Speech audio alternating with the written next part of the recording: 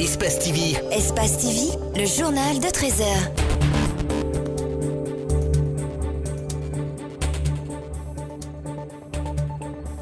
L'opposition guinéenne appelle ses militants à une désobéissance civile pour protester contre l'interdiction de manifester imposée par le gouvernement. Elle l'a annoncé au cours d'une conférence de presse hier mardi.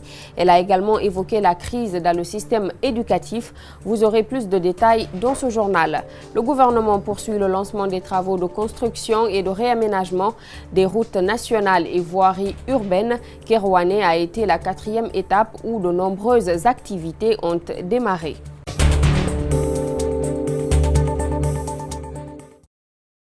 Bonsoir à tous, bienvenue dans cette édition d'information. L'opposition républicaine était encore face à la presse ce mardi. Au menu, plusieurs points, notamment la crise dans le secteur éducatif. Les membres de l'opposition demandent plus d'ouverture et de largesse auprès du gouvernement. Également sur l'interdiction de manifester par les autorités, Selou et ses collègues veulent appeler à une désobéissance civile. Reportage d'Ibril Ba, Ibrahim Souma.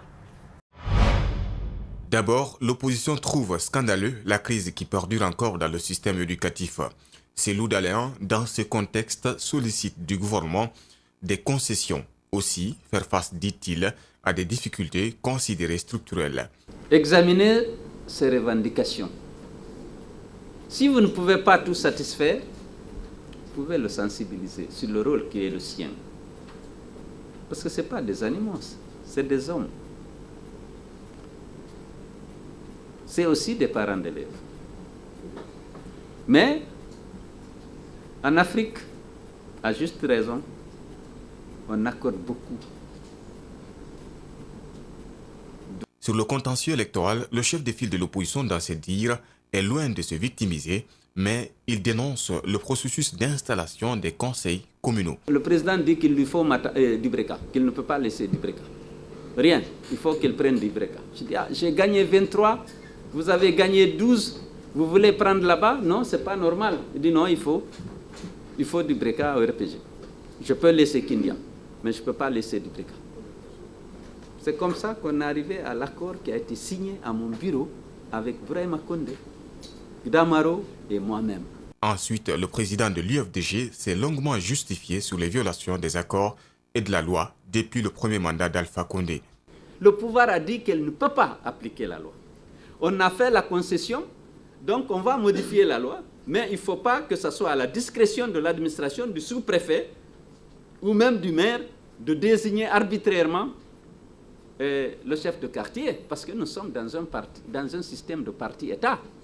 Enfin, il est évident pour Daléan que le chef de l'État veut un 3e mandat. L'une des raisons évoquées par le conférencier, le non-respect du calendrier des élections à venir, notamment les législatives. L'USTG est toujours en pourparlers avec le gouvernement pour favoriser la table de négociation. Ce mardi, à son siège, le secrétaire général de l'Union des travailleurs de Guinée est revenu sur l'état de la crise et les démarches que mène le gouvernement pour trouver une solution définitive à la crise au sein de l'éducation nationale. Abdourahmane Ba et Yacouba Traoré. Pendant que la paralysie du secteur éducatif se poursuit de plus belle, cette branche de l'USTG mène des démarches favorables à la reprise des négociations. Plusieurs courriers auraient été adressés au gouvernement, mais jusqu'à présent, rien de concret n'a été obtenu. Le Premier ministre nous a répondu qu'il est d'accord pour les négociations. Mais dans ce courrier, la date, le lieu et les acteurs autour de la table n'étaient pas définis. Donc il nous est revenu de lui adresser un nouveau courrier pour demander de préciser ces éléments. Plusieurs facteurs traînent les négociations. Ce sont les préalables du gouvernement qui sont pour l'instant inacceptables pour le SLEG. Le Premier ministre nous a répondu pour dire qu'il est d'accord que les négociations aient lieu, mais la condition préalable, c'est la suspension de la grève par le SLEG. Et une fois que cette condition est remplie, avec tous les syndicats du secteur éducatif, que nous puissions nous asseoir autour de la table et discuter. L'USTG prône le dialogue autour de la table de négociation, mais seulement avec la fédération de Aboubacar Souma, qui est la partie revendicatrice. Je pense que le gouvernement comprend aujourd'hui mieux que quiconque que le porteur des revendications, c'est le SLEG de Aboubacar Souma, qui a dit aux enseignants de ne pas aller en classe, et les enseignants ne vont pas en classe.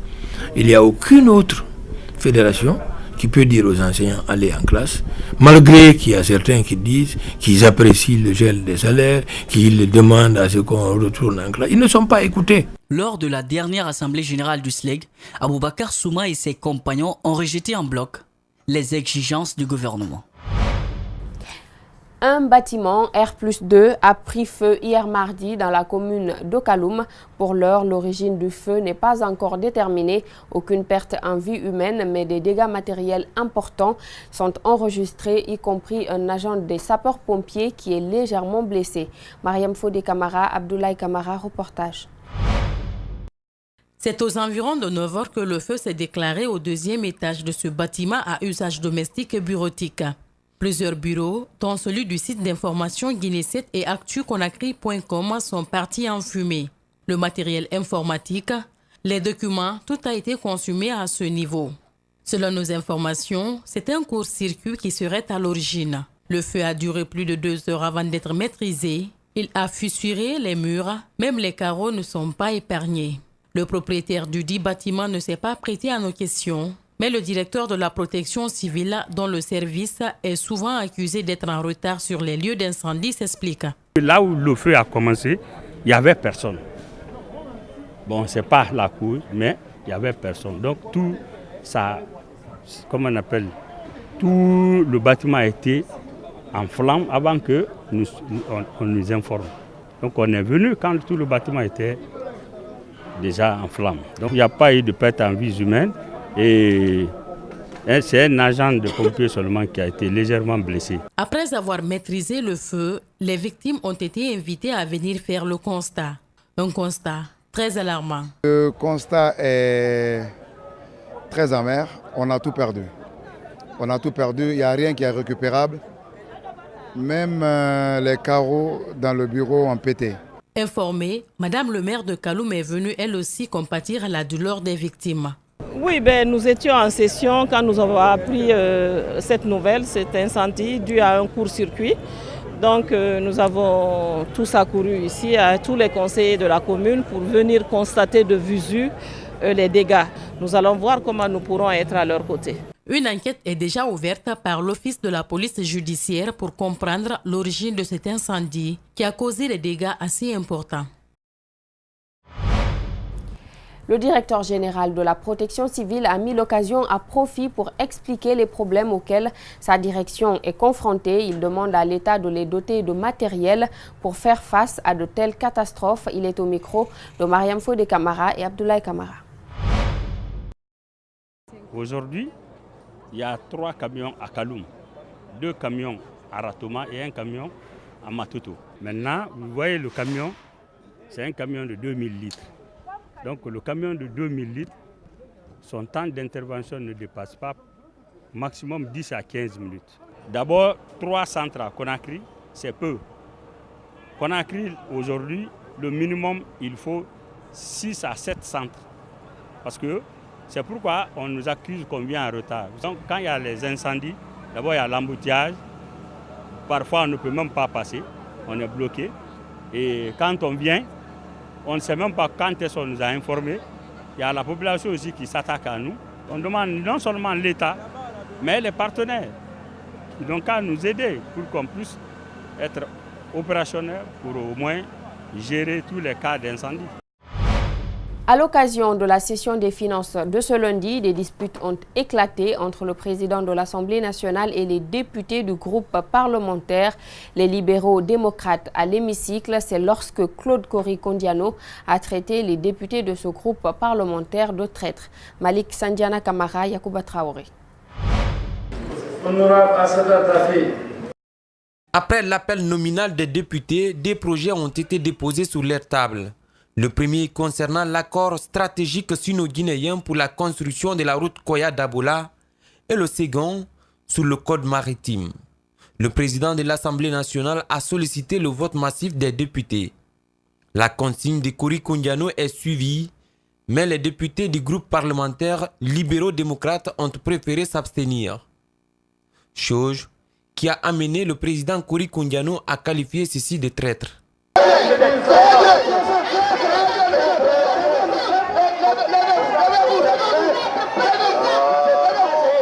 La réplique ne s'est pas fait attendre.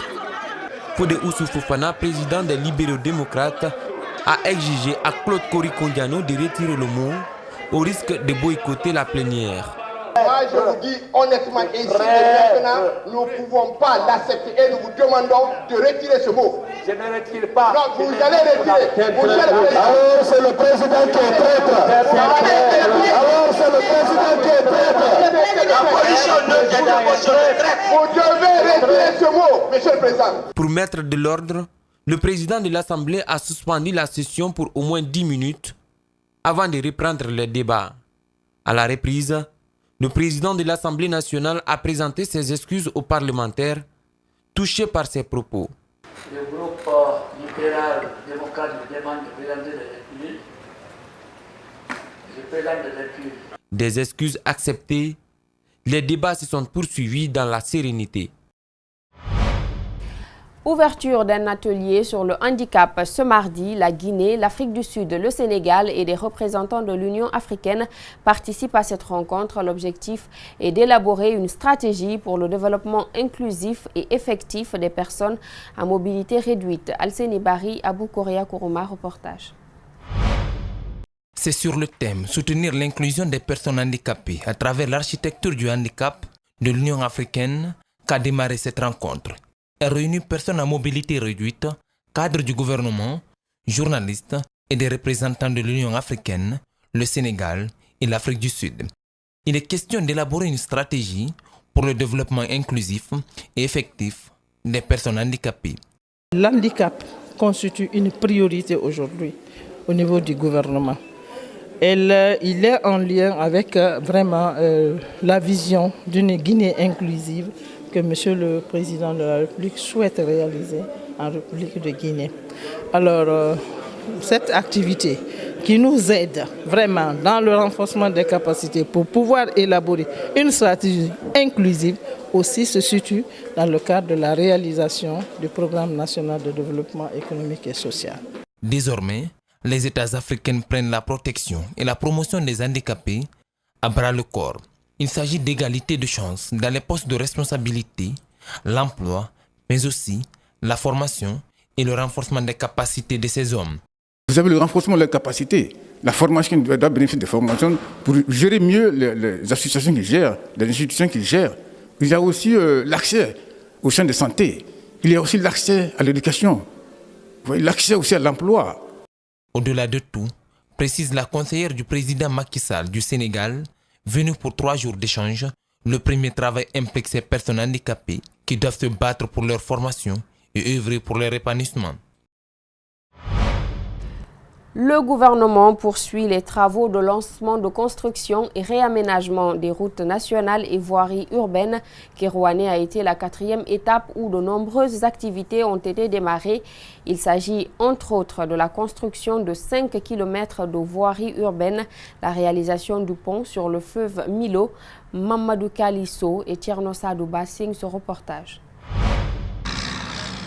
D'après les ingénieurs, cette route sera construite selon les standards de la CEDEAO. La chaussée comprend 2 voies de 3,50 m chacune, bordées par des accotements d'1,5 m. Ces spécialistes reviennent sur les principales caractéristiques. Le corps de chaussée comprend une couche de fondation qui est en graveleux latéritique naturel, améliorée à 30% de graves concassés. Donc c'est de la lithostabilisation. Donc la couche de fondation sera en lithostabilisation. Et au-dessus de cette couche, on va poser une couche de base en grave bitume sur une épaisseur de 10 cm. Et c'est sur cette couche de base qu'on va mettre la couche de roulement en enrobé, en béton bitumineux d'épaisseur 5 cm. 3 ponts, une trentaine d'ouvrages d'assainissement, des caniveaux couverts ou non selon les endroits seront réalisés le long de ces tronçons. L'entreprise exécutante rassure les pratiquants. Je peux rassurer la population et la communauté et les gens qui utilisent, les personnes qui se déplacent beaucoup entre Kankan et la frontière du Mali, que cette fois-ci, le projet démarre pour de bon, parce que avant c'était la recherche de financement. Dieu merci, maintenant nous avons les accords, il y a le financement, il y a le budget qui est alloué pour réaliser cette route-là, et les moyens, comme j'ai dit à Guiter, sont là pour réaliser ces travaux-là pendant 24 mois. Le délai d'exécution de ces contrats est de 2 ans. Près de 400 personnes sont mobilisées pour honorer cet engagement. Par ailleurs, des travaux de topographie seraient en cours pour la réalisation du tronçon Mandiana jusqu'à la frontière malienne, long d'environ 56 km.